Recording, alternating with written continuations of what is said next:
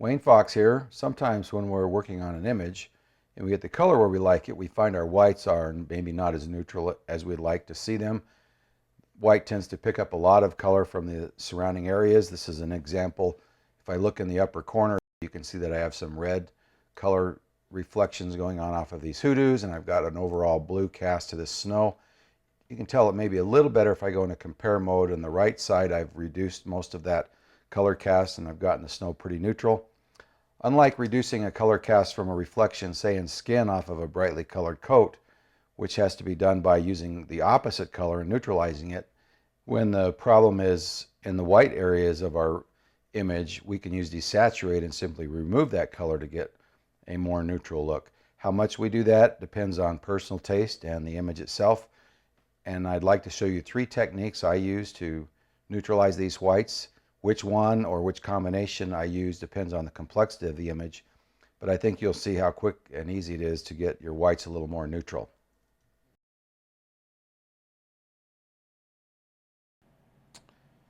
If the area is surrounded by areas of fairly bright white that don't have a lot of color and is fairly simple, such as the lower left corner of this image where my blue and red snow is bordered by this bright white, it's pretty easy to create an adjustment brush. Take the saturation slider all the way to -100 and simply paint the area. We don't have to be very careful because the area around it doesn't have enough color to really desaturate. Sometimes we can add a second one because it doesn't get out enough, and in just that quick short time, if we look and turn the toggle off and on, you'll notice how I took out all that blue color very quickly. Now maybe we've decided we went too far, so we might want to pull one of those back. But this is a very quick way to deal with a fairly small problem that's contained by mostly bright whites around it.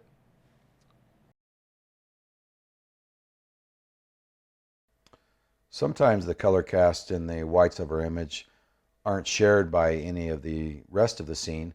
This example, I have a lot of yellow and orange and red in my hoodoos, but I don't really have much blue except in the snow itself. And so this is a very easy thing to correct. We can go into our HSL panel, make sure we've selected our saturation panel, click here on the targeted adjustment tool or TAT tool. Once we've had that selected, we can find an area in the snow in this image which has the colors we want to remove, click, and when we click and start dragging down, the color bias that is there is targeted, and we can just pull the saturation out. We can pull it out to the point that it's completely neutral, but I think it looks better about right there. And a quick before and after. This is after, this is before and after. One thing I might add is sometimes this color cast in whites is also a luminance problem. So I've reset this image, and this time instead of using saturation, I'm going to use my TAT tool in the luminance panel. I'm going to brighten those tones up a little bit first. Then I'm going to go over to my saturation panel and pull some of the color out. And by using a combination of the two, I not only get rid of some of that blue cast, but I just give that snow a little bit more of the quality we probably would expect to see. So sometimes the neutral whites are a combination of both color cast as well as maybe needing to be a little brighter.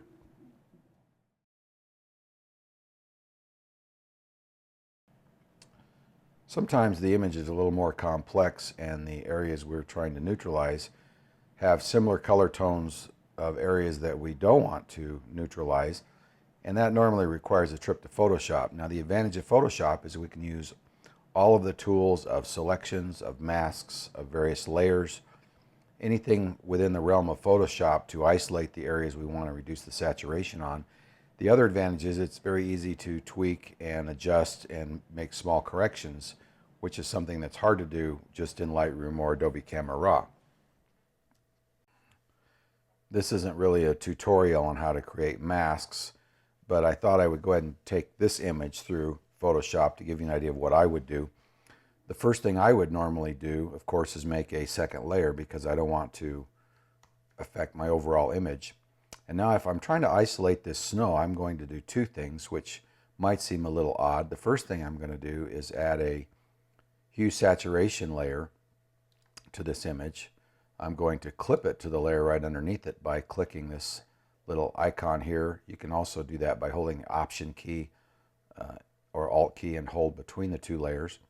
I'm going to actually crank the saturation way up, almost to the extreme, and then I'm going to merge that layer into the layer below.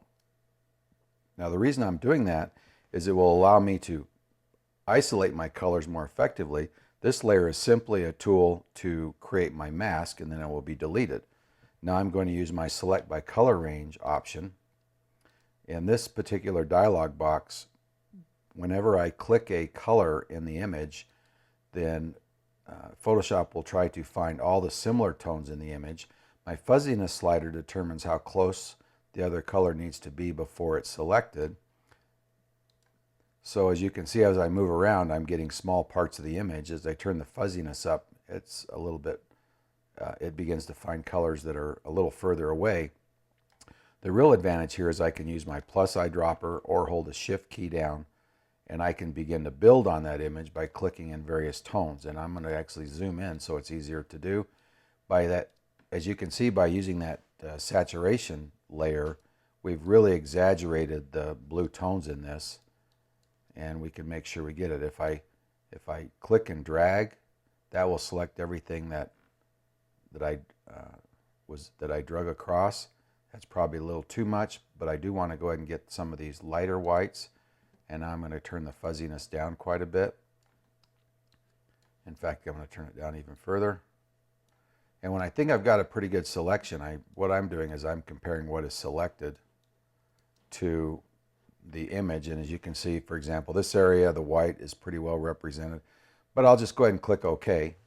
And now I can get a pretty good feel for how good a job it did. As you notice in this corner, the trees are outside the selection. Most of the red's outside of the selection. As I drag around, I can see some deep pockets of snow that aren't in the selection. But I don't have a lot of my red hoodoos in the selection, and that's the main thing I'm trying to prevent, especially these areas where there wasn't much color to start with. If I decide I want to tweak that a little bit, for example, let's say that I wanted to get some of those darker tones, I can use Select Color Range again. But to do that, I've got to first deselect this selection, because otherwise, the second time through Select Color Range, it's only going to apply the selection to areas that are already contained in our selection. So let's deselect by hitting Command or Control D. Let's go ahead and do Select Color Range again. Sorry. Notice that Select Color Range remembers where we left off, and that's the current selection. So now we can either add or subtract from it. And let's click our plus dropper, and now let's get into a few of these deep tones, and you'll notice a little bit more was selected. Let's hit OK. And now as I scroll around, you can see that I really don't have any of my reds selected, but my blues are pretty well selected.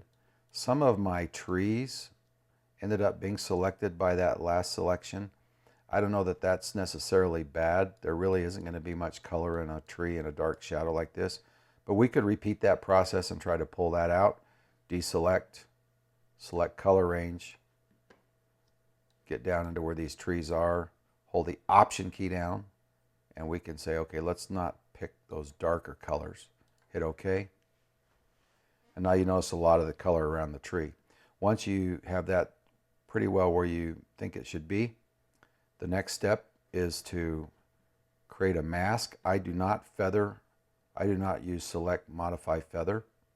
I do that in another step in a second, but I do Select Modify Expand, and I will expand that by 1 pixel just to make sure we're outside of that. So now that I've got my area selected, I am ready to make my mask. To do that, I'm going to duplicate my background layer again, and now I'm going to hit the mask icon so my mask applies to a normal layer, not to this grossly exaggerated saturation.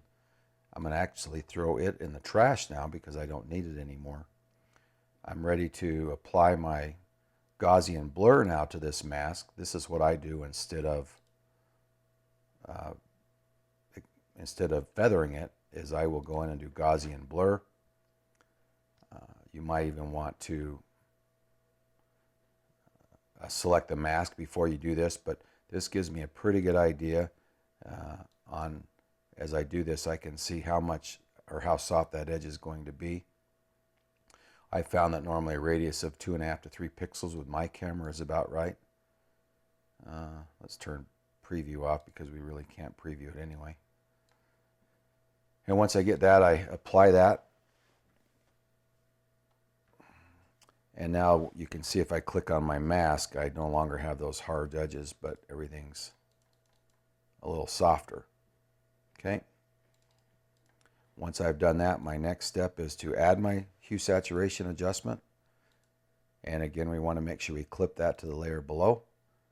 Now we can begin to drag that saturation out, and now you'll see the snow goes much more neutral. Let me just go back and forth a couple times. And if we wanted to at this point in this image, I probably would. We would go ahead and add a brightness contrast layer as well. Again, clip it, and we'll brighten the snow up.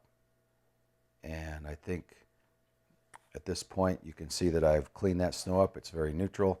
I haven't affected my hoodoos much.